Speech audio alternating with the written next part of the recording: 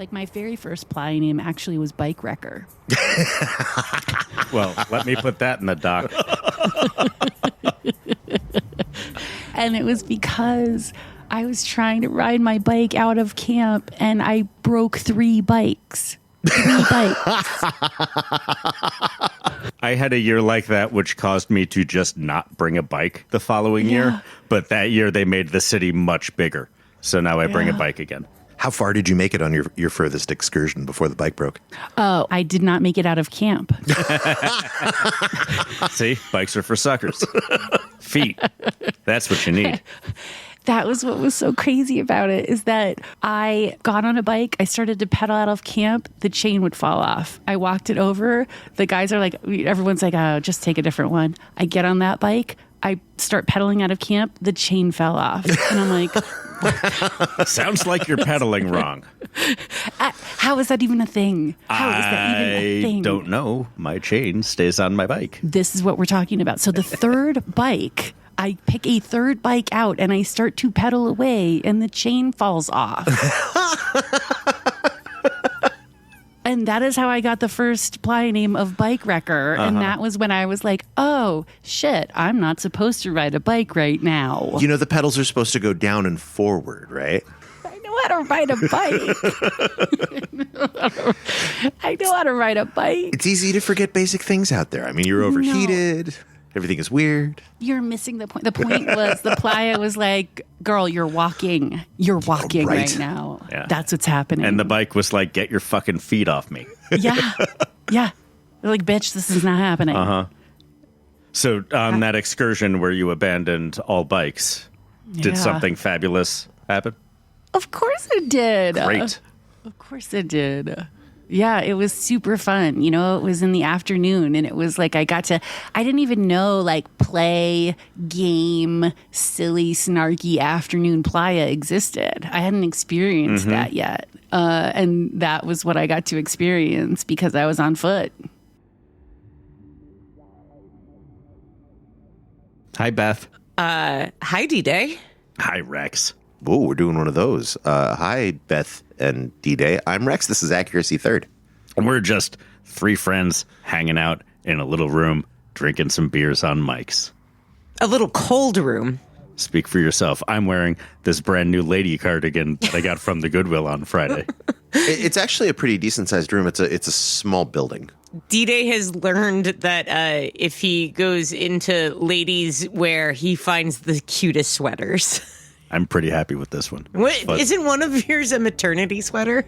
Yes, but unfortunately right now it is in Florida with a baby. And my fleece robe is a little bit too warm in the house and my flannel shirt is a little bit too cold. So I had to get 2 new gray lady cardigans. One of them fits great. Been stretching that out the last couple days. The other one, it's never really going to be baggy enough for me.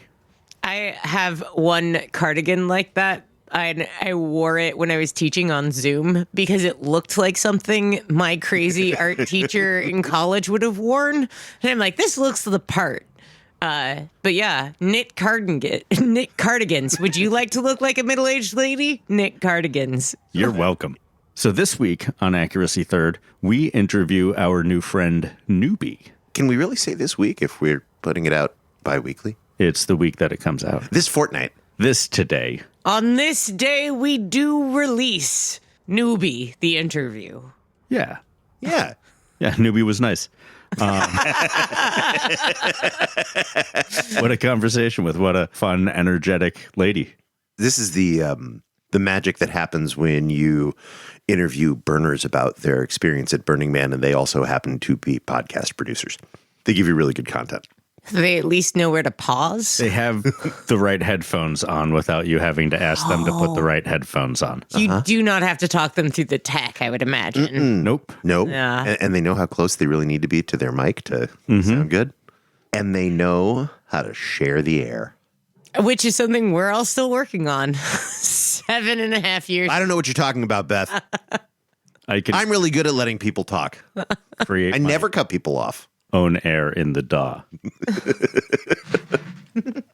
In this episode, Newbie tells us a bunch of stories about playa serendipity and different sorts of pivots happening at Burning Man. So my question for you, Beth, do you have examples of like theme camp or art project last minute pivots at Burning Man? Ooh. Where a thing is planned and nearly executed, but no, we're going to have to do a different thing with all of these materials and or expertise. God, I don't have a good pivot within my own camp, within my own experience. I have seen some happen around me. Oh, yeah. Do you not know the format of the show? Like, it doesn't have to be around you. Give me some hearsay. So there was this this camp that came in and ended up camping between my camp and our friend's camp because we'd left some space accidentally.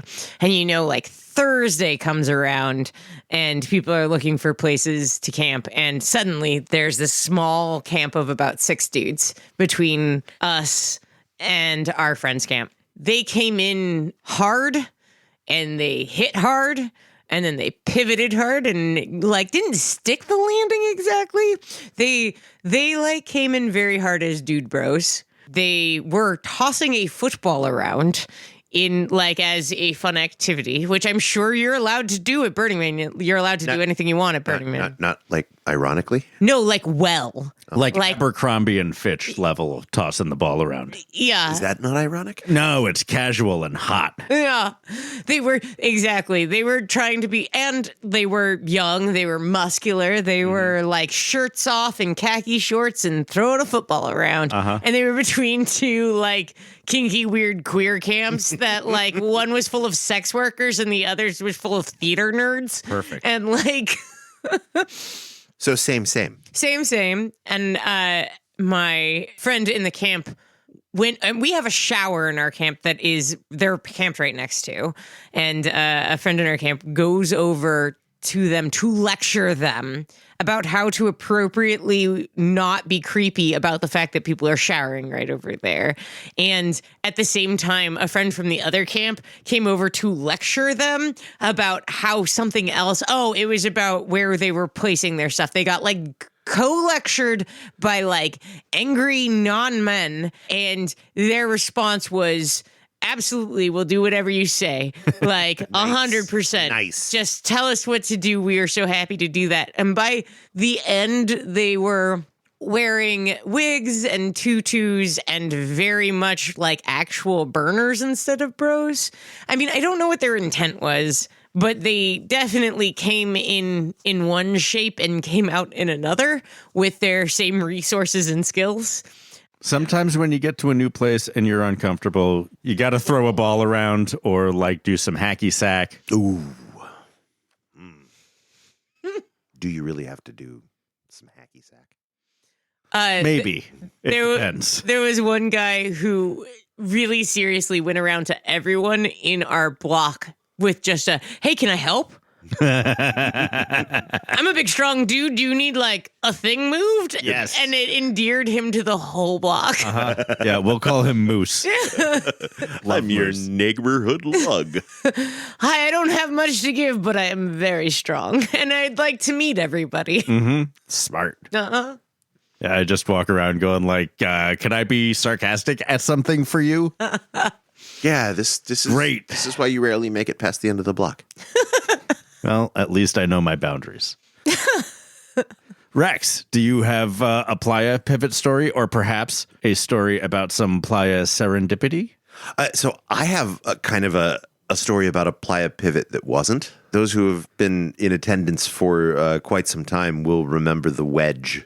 Oh, loved the wedge. The dealer of damage to booties far and wide. In fact, Coyote told a story about the wedge. Back in season 1. Two. Kickoff for season 2, episode 1. The legend of the wedge was that it was a platform for doing aerial, which had taken place years before Instagram, or it would have been used as a stage for Instagram photos. Sure. It's one way to look at it. So where was the aerial supposed to be? Well, the story was that the structure didn't go up all the way, and so they turned it into a slide. Turns out And I've heard this legend from many places. I was always wondering, like, if that was Ariel, where was the Ariel? So here's the answer, and I just recently learned this. The aerial was around the back. It was an aerial stage. Like if you looked at it from the Deep Playa Inn. There were people doing aerial performances in that. Inside of it? Yeah, like hanging from just inside the edge of the triangle. Yeah. Why did they make it a wedge? Why did they point it out toward Playa instead of in toward the city? You do stuff like that at Deep Playa sometimes. So. I don't know why they made it a wedge. Maybe. Why can't you answer all of our questions about this piece of art? It's a pretty simple structure, triangle. And they put the The second most basic structure. they put the AstroTurf stuff on it purely for aesthetics. Mm-hmm. And then people just started using it as the wedge. Yeah. Because we know what it's for. Turns out they had no idea what they built. That's great. Stupendous stories, guys. That is a great pivot. And you're going to hear more stories about pivots and Hey! Playa serendipities on this episode of Accuracy Third with Newbie. That's a kind of pivot right there. We'll be back after these words from our sponsors.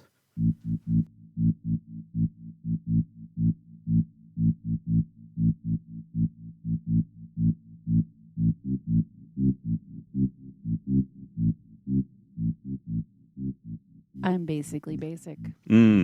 Is that your Playa name? No, yeah, we're Newbie. Newbie. Is that a legit playa name? That is my legit playa name. That's kind of a monster of a playa name. How did you get That's a win. plastered? That's a score. with Newbie? So, the reason that my name is Newbie is because my second year at Burning Man, I kept running into jaded burners. And I was like, I couldn't understand. I was like incensed at the fact that anyone could possibly be jaded about this place that was a choose your own adventure every time. You could make it different every single time if you wanted to. Like on your way to the road from your camp. Yeah. You can flip to a page at the back of the book and like then get crushed by a boulder. Yeah, well, you could get crushed by a boulder or you could end up on a magical carpet ride. Depends on your attitude. But I was like, how could you not make this new every single time? Like, how could you not be like new here every single time? That is why my name is Newbie. And how long ago did you get your Newbie name? 2016. And you've been going steady ever since? I have been going steady ever since. And you know what's really funny about it is that there are like a few people who are like incensed about the fact that I still have Newbie as my playa name. I think it's great. Yeah, I that's their would fault, not cling your to that. fault. Right? Like, I'm like, here's the thing. Like, I can filter out people that I meet instantly by the way that they react to my name. If you get the joke, I'm like, we are BFFs right now. And if you're like incensed about the fact that I can't possibly be Newbie because I'm obviously not a newbie, cool. Thanks for playing. Yeah, it's really weird to be trying to hold a line that strict at Burning Man about a playa name. Right? Like you can't announce your own playa name. That's about the rule. Is there a rule? Wait a minute. Did you just say there's a rule? Yeah, you can't announce your own playa name. Other people can adopt it. It's but a you custom. can't decide that like this is my playa name. I don't know if that's a rule. I mean, A stricture. Maybe. Is this like an OG burner? Is this an OG? Because here's the thing: like, you are talking actually to a newbie here. Like I started going to Burning Man in 2015, so that's pretty new. And I'm like listening to your guys' podcast, and I'm like so intimidated because I don't even like your burning world is so different than mine. Is this your first time encountering that particular quote unquote rule? That is the first time I have encountered that rule. Oh, okay. So there are a bunch of unwritten rules of Burning Man. I used to hear them quoted as a litany pretty frequently. People would talk about Getting jumped in. no making life-changing decisions within 1 week of Burning Man. That one I know. Yep. Yeah, let's play which ones I know. Okay. No starting long-term relationships at Burning Man. I did not know that one. No ending long-term relationships at Burning Man. I did not know that one. And no new relationships to Burning Man. You don't go to Burning Man with somebody you've been together with for like less than 6 months. Yes, that one I know. Fire is real, cops are real, cars are real. And no glass beer bottles. That's everybody's favorite rule that we all adhere to all the time. I did not know don't date that cops. That's another rule. Oh, that one I didn't know. Don't date cops? That's more like a cultural norm. That's just common sense. Yeah, so not giving yourself a playa name is pretty widespread expectation. Or at least not letting on that you named yourself that. That's really interesting because my camp, we have naming ceremonies where people will announce their new playa name and everyone we will have a little ceremony to celebrate their new playa name. And sometimes they're choosing their new playa name. What camp is this? We might have to raid this camp. It's the Heebie Jeebie Healers. Oh! Dday, I can't believe you missed this story because we heard this story at Heebie Jeebie Healers. Oh, sure. And yet, how was I to know that only happens at one camp on Playa? I'm lost. What are you talking about? We have had the story of playa names being announced, shared with us by the folks at Heebie Jeebie Healers. Oh, that's right. You guys came to our camp or something. Yeah, we did the 20th anniversary. Yeah, saw all of the refrigerators. Right. Got some snacks. Right. Met Dragon That's right. and a bunch of others. Dragonheart. Dragonheart. Yes. Dragonheart, yeah. That's so funny. So how did you get yourself out to Burning Man in the first place? How did you catch this bizarre little mind virus? Oh my God, I'm so glad you asked me this because I am the poster child for radical inclusion. Oh. Yeah, I found out about Burning Man because I had a couple friends who are pretty professional partiers, and they were like, you have to come with us to this party in the desert. And I was like, yeah, you guys are fun. I'll do that. And so I signed up. And then they're like, so we're going to be camping. And I'm like, okay. I am the only camper of the bunch, and I've actually camped in the desert. So what have you signed us up for? And then I got the ticket and the survival guide in the mail, and I was like, you fuckers. What? And you read the survival guide. Good job. That is exquisite first-year burner behavior. The funny thing was, I read the survival guide and then I read the 10 principles and I called them up and I'm like, you guys, like, wait, we're going from Thursday to Sunday. And they're like, yeah. And I'm like, but we can go from Monday to Sunday. And they're like, yeah. And I'm like, what are you doing? I'm like, I'm going to go. I'm going on Monday. I will catch up with you on Thursday. And I went to the burn for the first time by myself and hitchhiked from Reno Airport. Holy shit, Newbie. Nice. That's how I've got to the burn. Good deal. Yeah, no wonder you earned the name Newbie. You drank straight from the trough of Kool-Aid right off the bat. I got it. I got it from the minute I read it. I got it. And it has been a nonstop. Like, I won Burning Man in 2019. I'm just going to let you guys know that. Congratulations. I didn't. Yeah.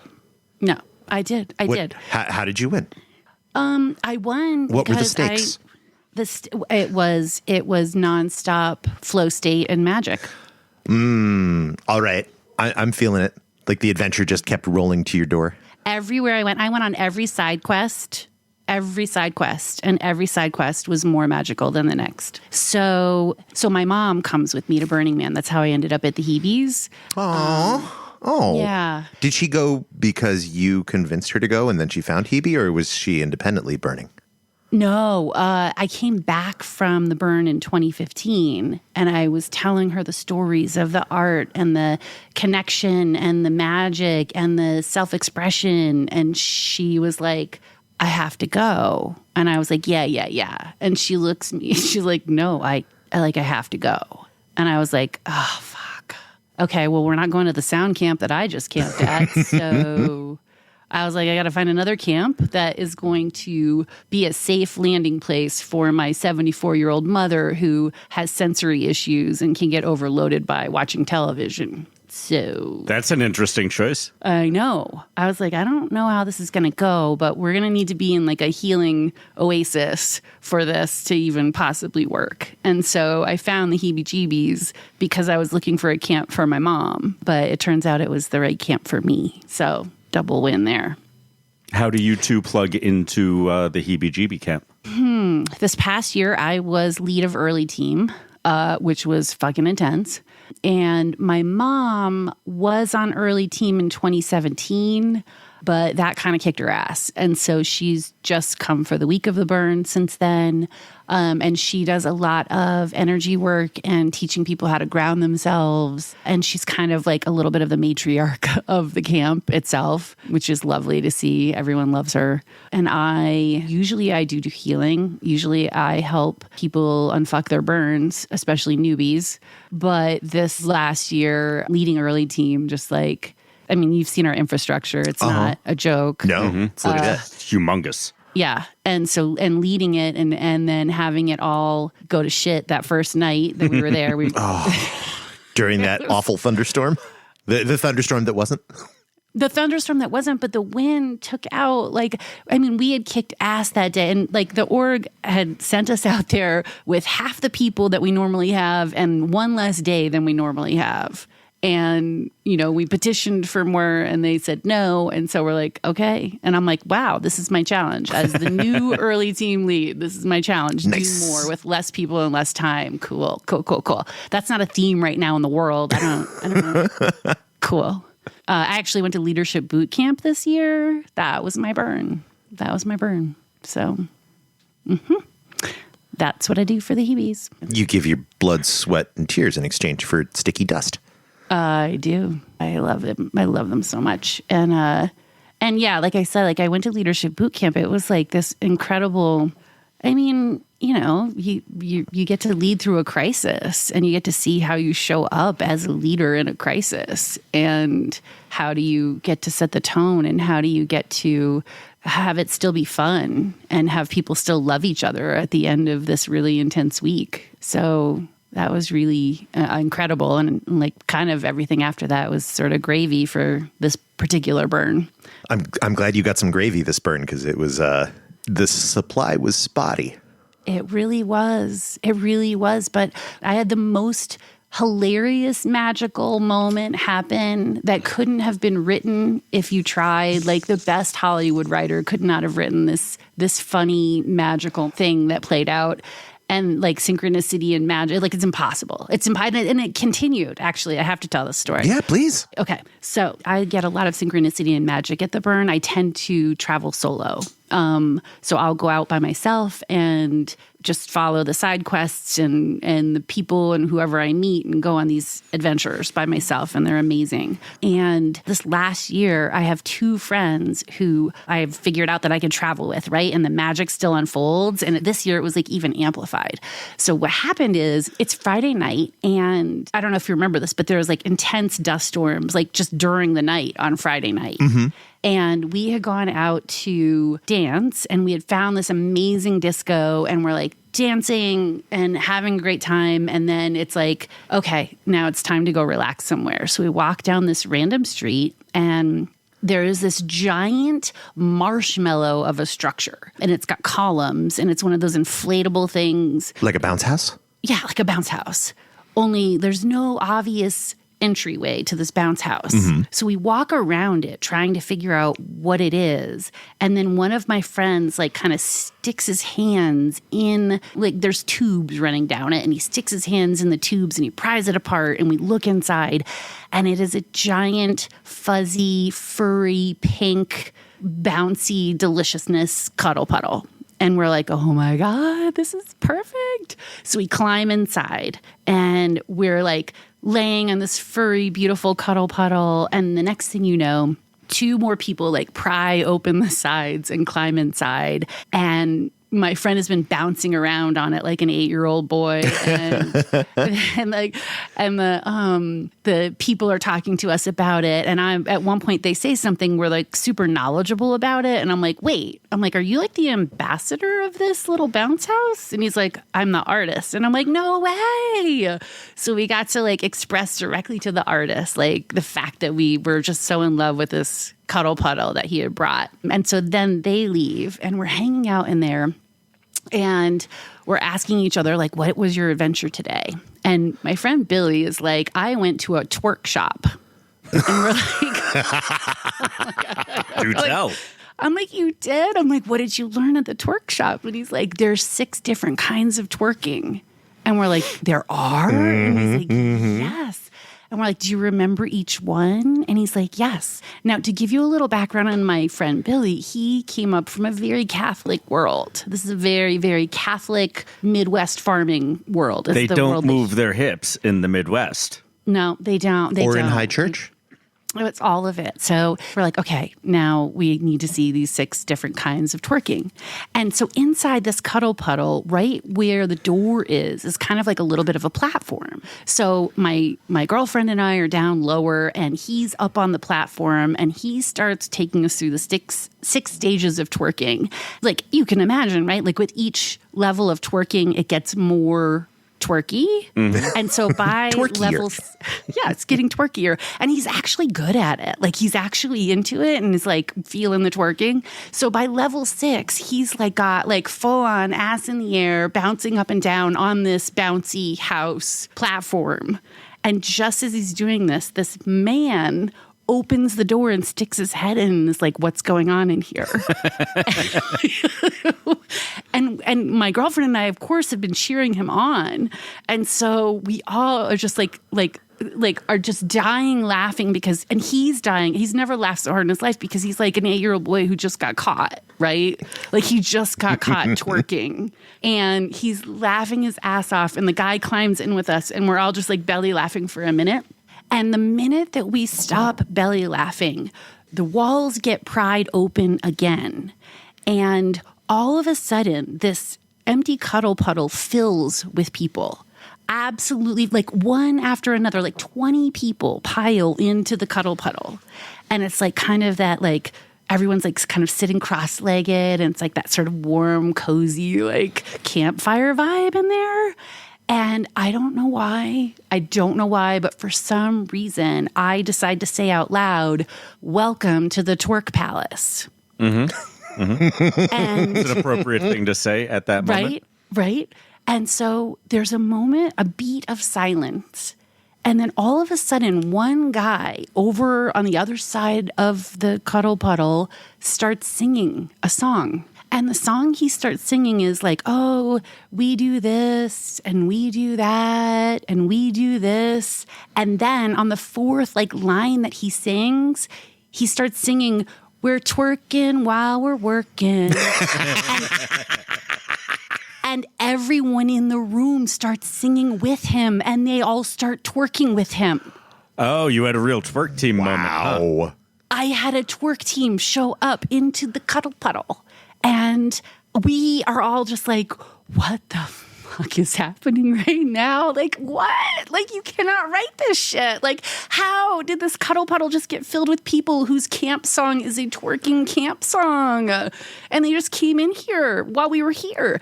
And you don't even know, like, the craziness of it. This story gets one level crazier than this. I'm sorry, that was not the payoff? That was not the payoff. So we like die laughing. We leave the Twerk Palace and we're and of course we're like, what just happened? How was this like? That was like the greatest. Like our stomachs hurt so hard from laughing, and we can't even believe it. Whatever. Fast forward.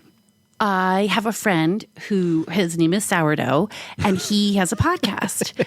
And he reaches out to me because I had written a post on Facebook about some crazy, like, scenes from my burn. Mm-hmm. And he was like, I want you to come on the podcast and I want you to tell some of your stories from the burn.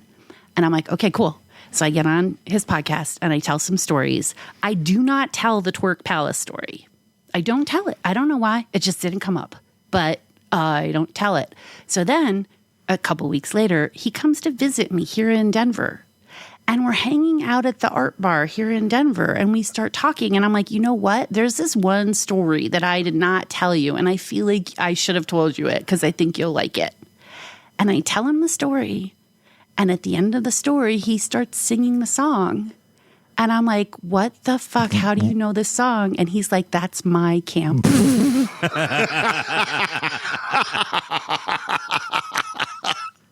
What? And then he sends me a video of the camp singing the song. So now I have it. Oh, holy shit. Yep.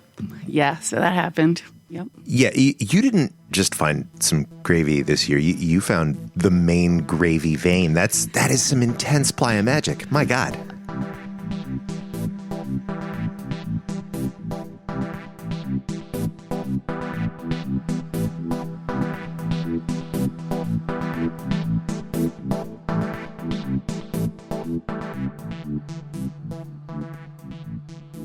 This story begins with the fact that my dad passed during COVID.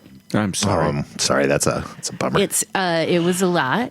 He was the smartest man anyone knew, and when he talked, everyone listened because everything that came out of his mouth was fucking gold. But he was also very stoic, and he was into cars, and he was into woodworking. But corporate job for 30 years, same company. And then he was like his body was too beat up at the end to enjoy retirement.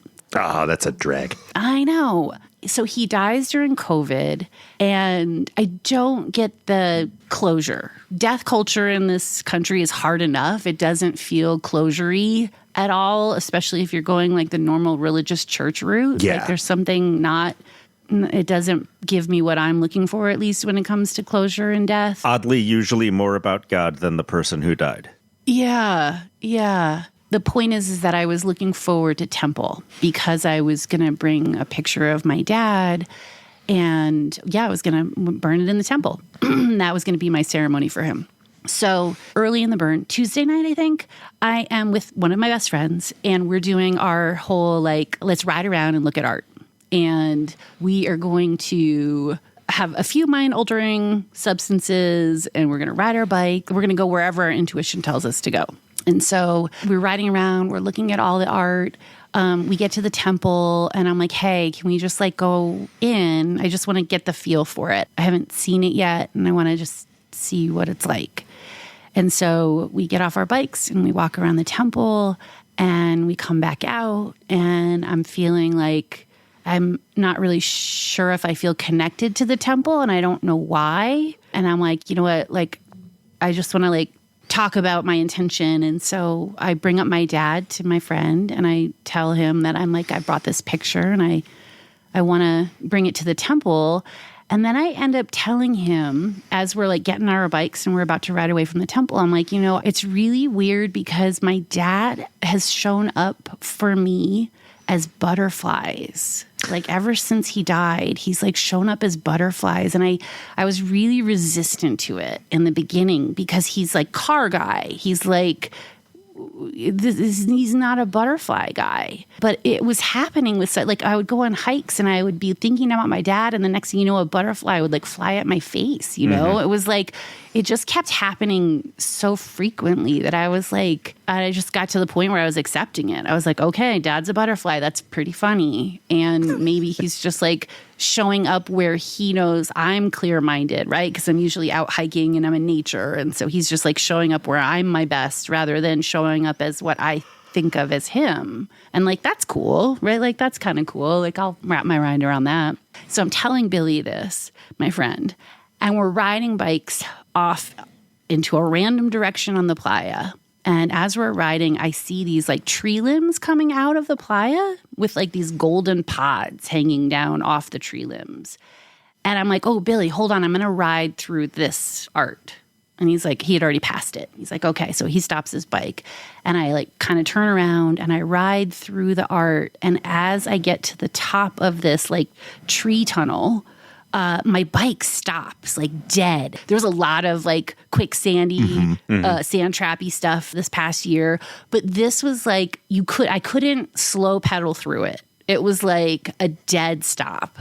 And so I was like joking with him. I'm like, oh, I guess I'm supposed to get off my bike. And so I get off my bike and I walk to the top of this piece of art. And like I can kind of hear, there's like tree limbs that are surrounding a desk.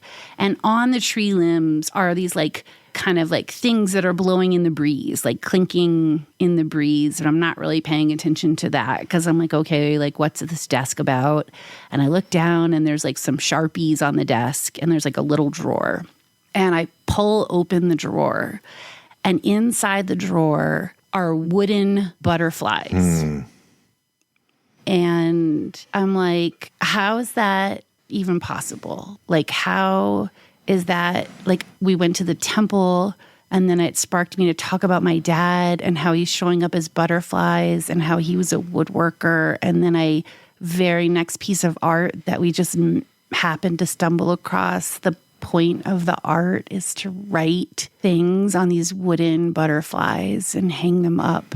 And so it felt like this perfect closure ceremony, so much more than hanging a picture in the temple. Wow. Yeah. That's making my hair stand on end. Oh. This is not a Burning Man thing, but I can't not share this with you. I lost my dad 7 or 8 years ago, and it was sudden, and I wasn't able to see him before he passed. And a few days after his passing, I was working as a barista at the time and was in the middle of a busy morning rush.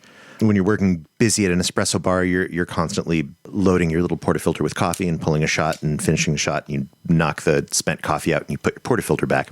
And I'm in the flow of this, and I pull out my empty portafilter to make another shot. And in the portafilter is a gigantic moth filling the entire thing, which I had apparently managed to scoop out of the air unnoticing and install in my espresso machine.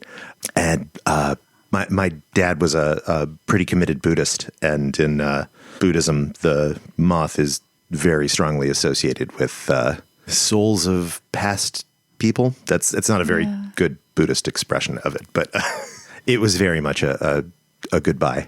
Oh, yeah. Yeah.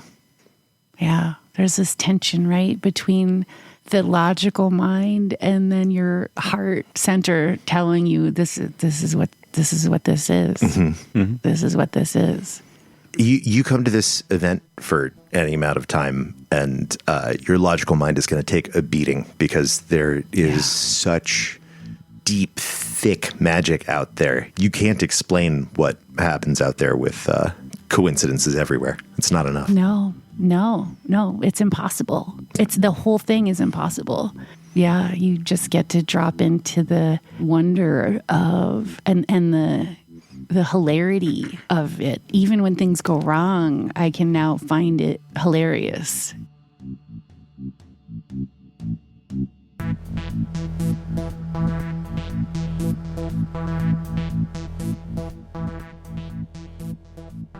Speaking of this year, how did Heebie Jeebies handle the current situation with human contact and what have you?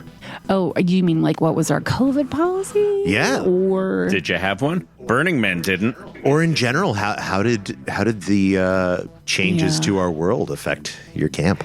Ooh, God, we talked about it and debated it and tried to come to consensus on it a lot. We spent a lot of energy on it leading up to the burn. It ultimately was time well spent, but, basically, I think we had the same experience everyone else did, which was it was great until it wasn't. And then the last day or two, it was like everyone was dropping like flies. Yeah. We ended up having to strike early because it was like, oh, we got to break this stuff down right now. And strike was really hard. I mean, people were leaving, right? They were getting diagnosed with COVID and leaving Playa. And there was all of the feels around people feeling like they were having to leave and leaving the ones who were behind shorthanded. And yeah, it was rough. It was rough. Yeah, that's such a heartbreaking feeling. That was one of my best burns to date in terms of how high my peaks were, the incredible things I got to experience. And then that was my exit. I got my positive test on Temple Night and had to leave before strike. And I felt like such a failure. Yeah. Well, I will tell you that we as a camp are doing a lot of soul searching this year. We're trying to figure out how we can achieve a better balance between work and play because we got our asses handed to us and that's not sustainable. No, I think a lot of the community is going to reevaluate how we do this thing going forward, just in general, which is good because I feel like all of this reevaluation is in the direction of how can we sustain how magical this is. Well, that's just it. And the thing that we're talking about in our camp is that we're a camp of healers. So we're naturally people who overgive and don't have good boundaries and overextend ourselves.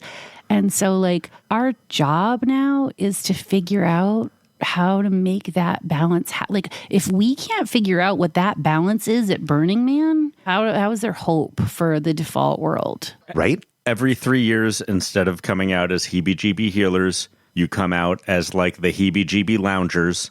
And instead of doing any body work, you just like sit around on couches and recliners and shit like that. And you just breathe.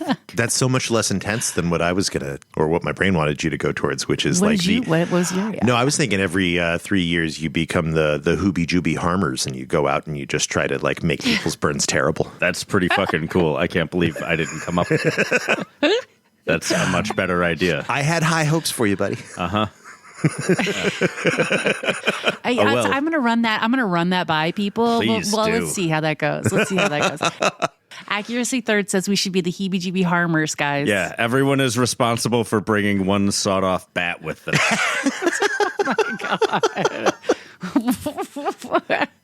You know what? You could just have a satellite camp that's a dungeon. Okay, keep going. For sex stuff. No, nothing particularly sexy. Just free floggings. Like that's not our niche. People who have done that better than us are already out there. I mean, it doesn't even have to be like erotic. You can go for shots for shocks and have suffering and intoxication all rolled into one. That does seem to be like fully 15% of our culture. Shots for shocks, or spankings or something. We go to a place that wants us dead. We like to hurt ourselves. Guess so. I just want a shot. I'm going to let you touch my ass because in this situation, you are my drug dealer and I do what my drug dealer wants so I can get my drug of shots. But like, fine, touch my butt then, I guess. Are you guys really doing, I mean, alcohol is like the worst on the playa. That's like the worst. That's like the lowest form of high on the playa. Completely agree. And I am resentful of my reflexive drinking out there. You need to work in a kitchen during the entire event. There's no time for drinking. It's just hot. I very rarely am like out to get drunk, but I often have a beer in my hand. And I think it's probably detrimental to my experience and slows me down. I should really stop. I mean, that doesn't sound terrible. I guess I was reflecting on the times when I'm out and about and you run into people who are high on all kinds of things. And the drunk is not the one that you want to avoid at all costs. You're just like, That's my rule for life. Alcohol is my lowest level drug of choice. And yet it's so tasty and ubiquitous. I mean, I'm drinking a glass of wine right now. So who am I to talk? Hypocrite. I know. Actually, most of the attempts I've made in the recent past to like have an alcohol fueled experience at Burning Man have been failures. Every time we try to do a bar crawl, we fail to find bars that are open and pleasant. And you got to crawl a long way from one bar to another, man. You lose a lot of that high when you get on your bike or back on your feet and have to walk half a mile to the next bar. And that bar, they just have Gatorade and tequila. And like, that's not a cocktail. That's hilarious, actually. That was my experience this past burn. The theme of my burn was you're not going to get what it is that you think you're going to get. Like whatever it is that you set your mind out to go do, that's not happening. Mm-hmm. It took me a hot minute to figure that out. And then I was like, okay, fuck it. I'm just going to wander off into the city and see what happens. And then it was better.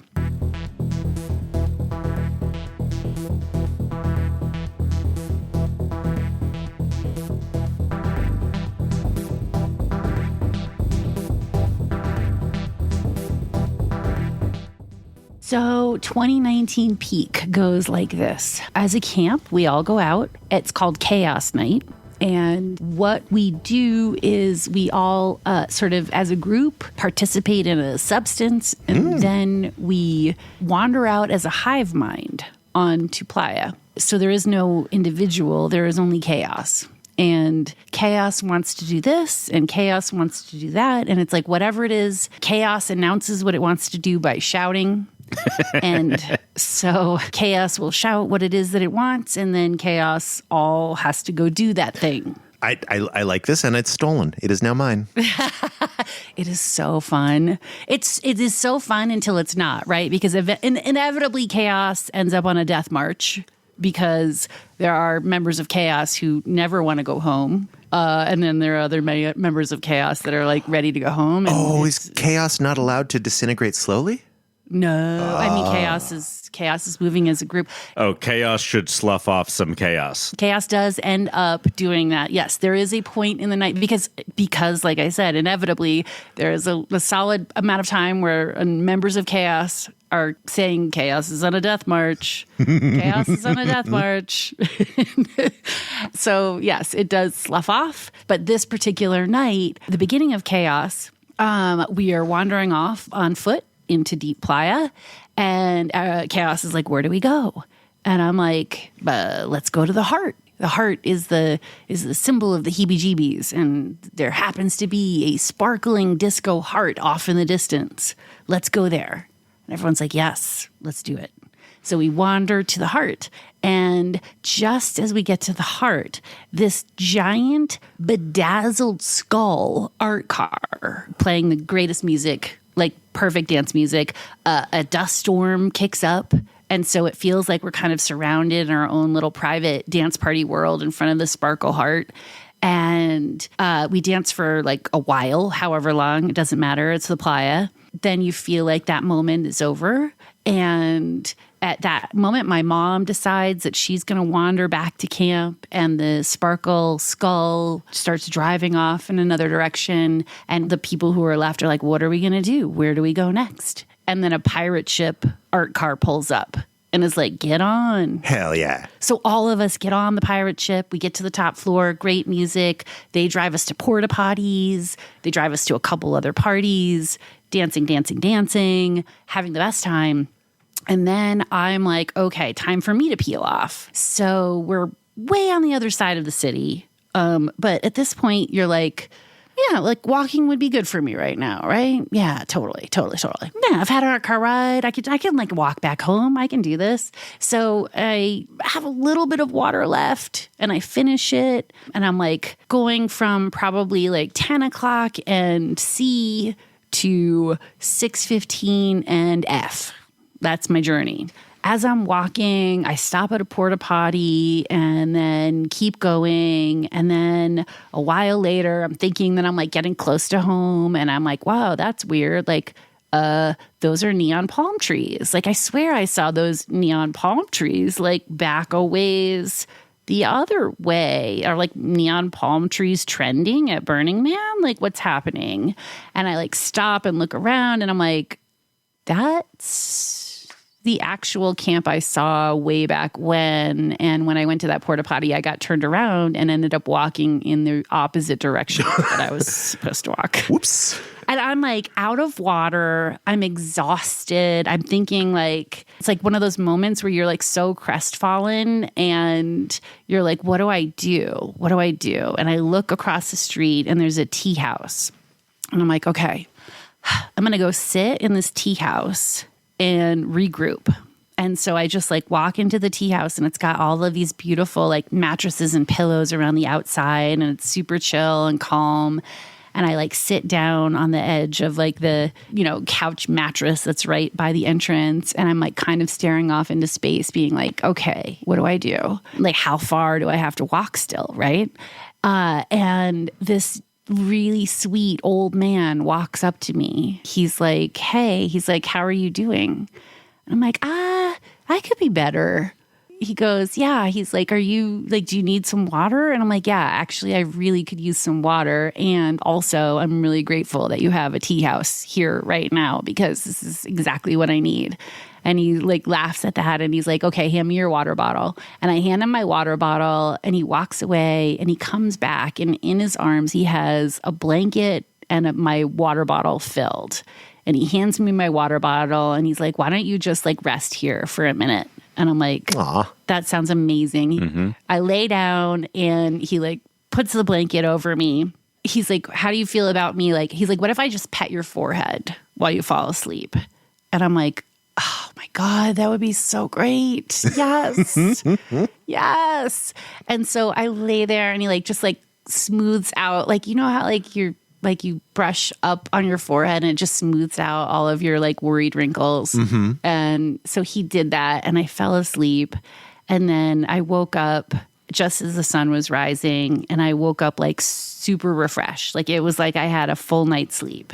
All of a sudden I'm like super clear and I'm like, I know exactly, like I'm like ready to go back to camp. And I hop up and I like leave and start walking towards camp. And just then, like up ahead, I mean, it's like the sun is rising, right? It's like there's no one in the village. And I'm walking down the street and there up in front of me is this guy who's coming my way. And he's riding a bicycle, but he's riding it very awkwardly because he's got one arm crooked around the neck of a giant inflatable dragon. And the dragon is like bigger than him or the bike. And so he's trying to pedal down the street with this dragon under his arm.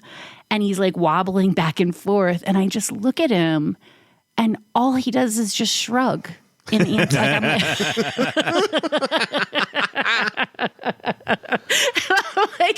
I'm like, if that's not Burning Man, I don't know what is.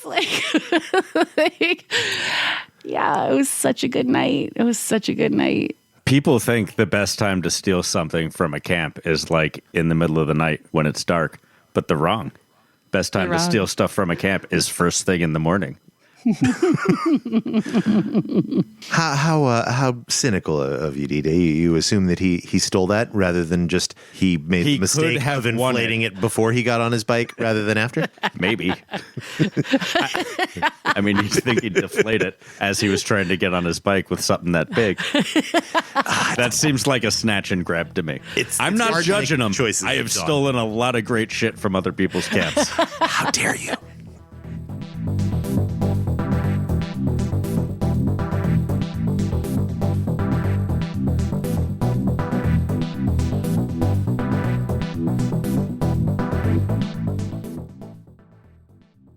We have sponsors. No, we don't. Well, we do. Yes, we do. Our patrons are our sponsors. Thank you, patrons, for helping us produce this podcast.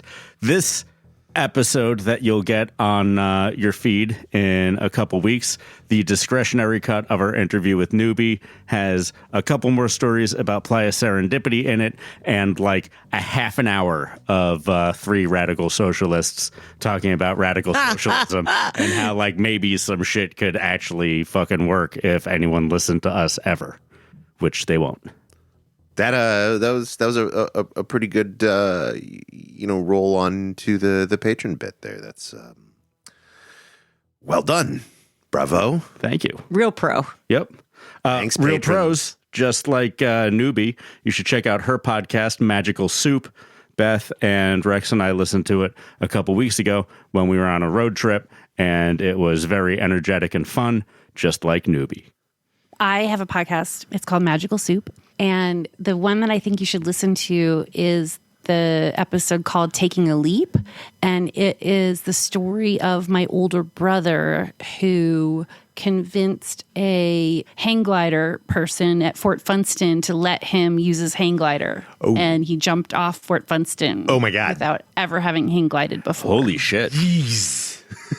The funny part is like, which you'll appreciate is my first couple episodes are highly produced. That's not happening anymore. We're not doing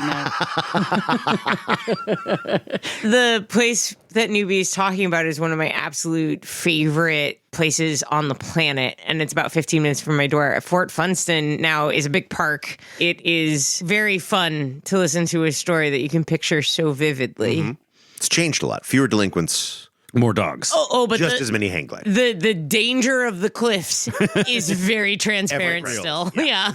It is a good place to go and die. Yeah, dogs fall off those cliffs all the time. I watched like 8 firefighters try to get this dog that had fallen halfway down one of the cliffs. They got him. It was okay, but it was like they were going over the top with ropes with like it was pretty terrifying to watch, and the dog was okay, but yeah, those cliffs, very dangerous. San Francisco, it's a city that wants you dead. And speaking of cities that want you dead, Accuracy Third is produced by Accuracy Third. that was the worst segue I've done in a number of times that one could count, if one so chose. The music in this episode is Transportation by Shakano. By who? Shakano. Shakano. Yeah. Where'd you come up with that? He's a dude that acted in a play that I produced like 8 years ago. Oh, fantastic. Yeah. His dad's the guy that fucked up the electrics on our house. Yeah, fuck that guy. Fantastic. Oh, you know what I just remembered that we should be doing for next year in our outros at very least?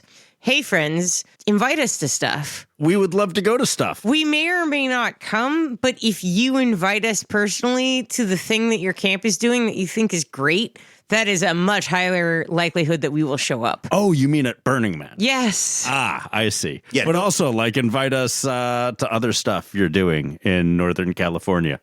Or maybe Nevada. You know, or your regional or whatever. Invite us to your regional. If we could afford it, we might be able to do it. Like, invite us to stuff. And invite yourself onto our show to tell us your stories about your regional or the thing you do outside of Burning Man culture, or probably just what you did at Black Rock City. You can come visit us in our studio in Oakland, or you can do it over the internet like Newbie did. We want to hear from you. Hit us up, accuracythird@gmail.com, all spelled out, THIRD.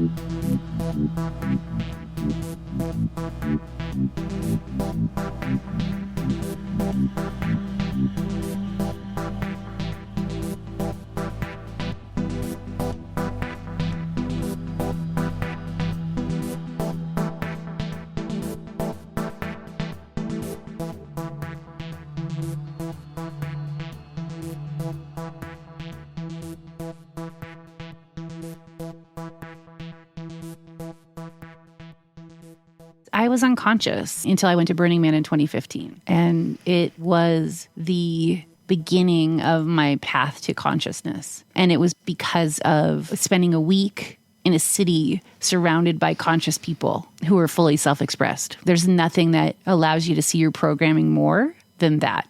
Yeah.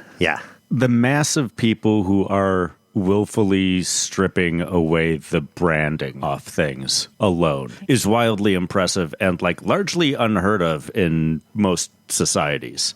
But like then you go farther into like, yeah, there's an entire city here. There's all of the goods and services you would need to support you, and you don't have to pay for it because it's already been paid for already.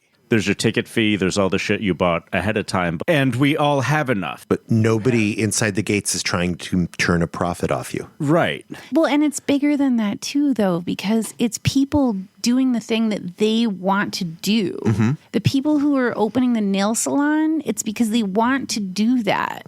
Like, we're healing because we want to do that. And people are making grilled cheese sandwiches or opening a bar because that's what they want to do. Like, as a society, if we were all doing what we actually wanted to do, it wouldn't be terrible. No, we just have to decide to support ourselves so we can do that and not blame other people for not wanting to do as much work we feel that we're burdened with, but we wouldn't feel like we were burdened with our work if we were all doing what we Correct. wanted to do. And like, Correct. there's the argument that like shit would fall apart and people wouldn't want to do the terrible jobs like garbage person. I don't think that's true, actually. People love sorting garbage and shit like that. I Yep. don't. I don't have a mind for it, but like people love the waste stream. Like if Yep. you're talking about garbage collection as like the example of the thing that nobody wants to do, it wouldn't be that big a deal if we had to put in like 2 days a year of the hard job. Mm-hmm. And then we got like, That on bought top of it. fancy drinks after it. Yeah. And just distribute the hard jobs out and they'll get done just fine. And you hang out with people in your community and you learn that someone really cool lives a couple blocks away from you. And then you go back and you continue doing the work that you want to do to support society. And you all put on black hoodies and you drive around in beat up jalopies that are all mad maxed out. And you tell people how you built this city and fuck you'd burn. Oh, we do this and we do that and we do this. We're twerking while we're working.